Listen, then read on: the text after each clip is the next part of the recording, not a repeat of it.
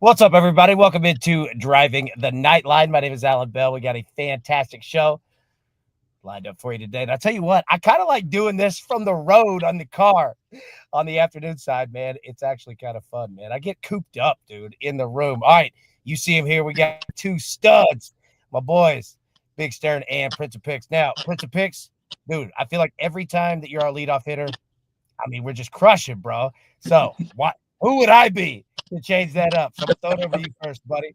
What you got, man? All right, man. We'll keep the good juju going here. So first up, we're gonna go to a 4:30 p.m. Eastern kickoff this afternoon. So taking place here in about an hour and a half here. If you're watching this live, we got a matchup in the Peruvian Premier League here. That's in Peru, where we got Alianza, who's going to be taking on Sport Huancayo.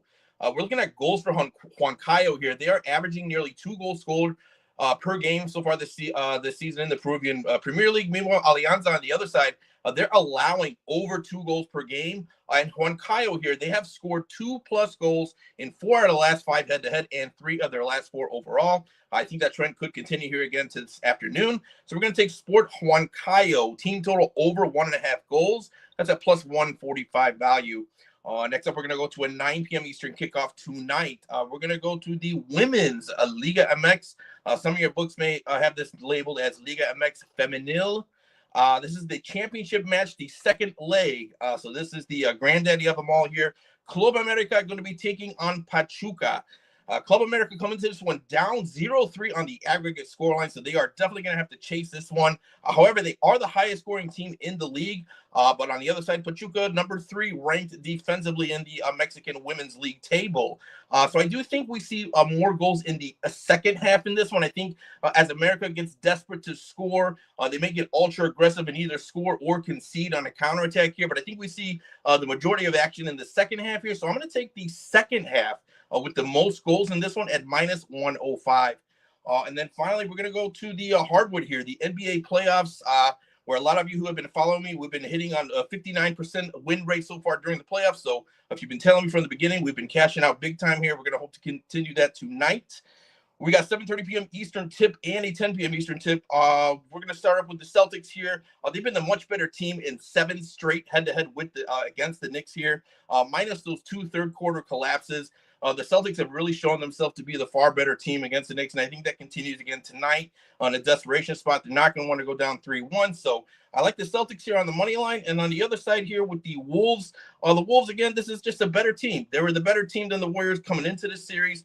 Without Steph Curry on the other side here, the Warriors have shown that they're really struggling to score. They really don't have another consistent scorer outside of Butler, and the Wolves are obviously focusing all their defense on Butler. So nobody else has really stepped up. Kuminga's had a game here and there, but I don't trust him to be consistent on the scoring end of things. So I do like the Wolves here to take a commanding 3-1 lead. So what we're going to do, we're going to parlay the Celtics money line and the Wolves on the money line. You get that at plus 100. I think that's an outstanding value, considering both teams here coming to this one really far better than their opponent.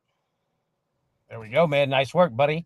Nice work indeed. Now, I'll say this in the chat, got a lot of good picks and comments. Good to see everybody in here. And remember, Driving the Nightline is all about you in the DTL crew, giving you the platform to help all of us together run it and get our picks all set up for tonight. If you want to be a part of that, click the link in the show description below. Come join, man. It's like 4 cents a day.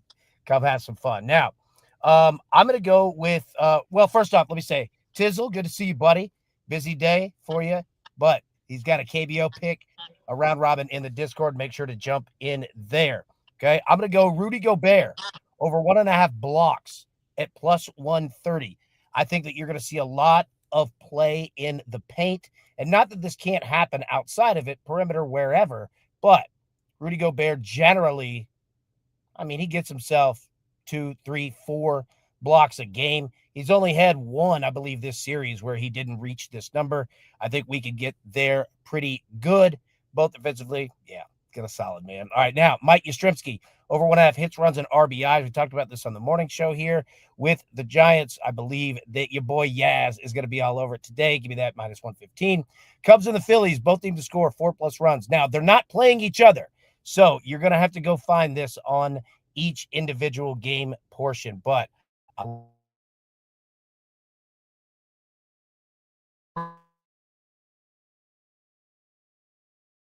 right and get themselves back here. All right. So take the Cubs, take the Phillies, both of them to score 4+ runs. And then the Yankees and the Mariners, both teams to score 3+ runs. They are playing each other at -105. All right. Big Stern bets. Throw it over to you, my boy. What you got? All right, first up, we got the Marlins at the Cubs. Our Marlins, our favorite fade team. We got the Cubs on the run line, -1/2. I got it at -110. This is opposite regression day. Cal Quantrill had a great outing his last time up, but I think he's going to go back to struggling like the rest of his season suggests. And I like Colin Rea to bounce back after a rough outing to successfully go back to mowing down batters like he's done all season. Next up, we got the Rangers. Rangers -1.5. I got it at -130. I don't mind parlaying team total over 2.5 or 3.5 with the money line to get this at better odds, or even with the run line. We got Tyler Mahle at home against the Rangers, at home for the Rangers against Chase Dollander for the Rockies. Both pitchers have issues with control, but this is a perfect example to look at how barrel rate and hard hit percentage matters to your season. You can take a look at my article for specifics, but Mahle hasn't given up more than 2 runs this season, and he has a .70 ERA at home, and let's just say Dollander does not have the same type of stats. Next up, we got the Padres on the run line, also -1.5 at plus money, +105. I like backing Michael King, who has a 1.32 home ERA, and the Padres are surging. Angels are without Trout. I don't think that they can keep the momentum up against anyone but the Orioles. I like picking on Yosei Kikuchi to regress as his road ERA is 5.19. His metrics are solidly below average, and he's coming off 2 great performances in a row. I like negative regression here. Next up, got the Braves on the run line, -1.5. Also plus money, +118. I like Atlanta to get to Jake Irving. Shouldn't have taken the Braves on the road, but at home they're really, really good. His metrics, Jake Irving, are one big red flag. Washington's last ranked bullpen does not have any hope to match against this Braves offense, who really, really look like they're coming out of their shell lately. And I'm okay with leaning on Grant Holmes with his 3.00 home ERA. Next up, we got the Tigers on the money line. I just really love the Tigers this year. I'm probably going to pick on them a lot. I think they have one of the better starting rotations in baseball and definitely one of the better offenses, especially at home. I rank them 3rd best home team. Tanner Houck for the Red Sox has a road ERA of 8.63. I like Jackson Jobe for the Tigers to bounce back here as long as he's not pitching in Coors Field. Apparently, his home ERA is 2.70. So, really like that look a lot. Second to last pick here, we got the Yankees on the money line. I got them at -130. I like Clark Schmidt to hold down the slumping Seattle Mariners, who were fantastic, and especially on the road. But at home, they have struggled lately. And the Yankees are rolling, and they've really beaten up on bad pitching. And Emerson Hancock really does kind of define not great pitching. So I think that the Yankees will get to him for sure, at least more than Seattle will get to Clark Schmidt. Last but not least, our favorite Pirates bet, Paul Skeens. No run first inning. I got it at -125. It was pointed out to me this morning that the lines have moved. I don't mind parlay. I forget who said this, and I apologize. Someone said this in the DTL Discord. Parlay the Rockies no run first inning, not the whole inning, not both sides, just the Rockies team no run first inning to get this juice to plus money.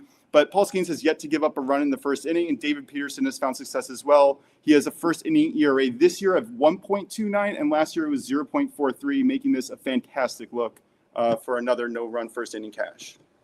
There we go. All right, now real quick, repeat what you just said. All right, you were talking about the Rockies?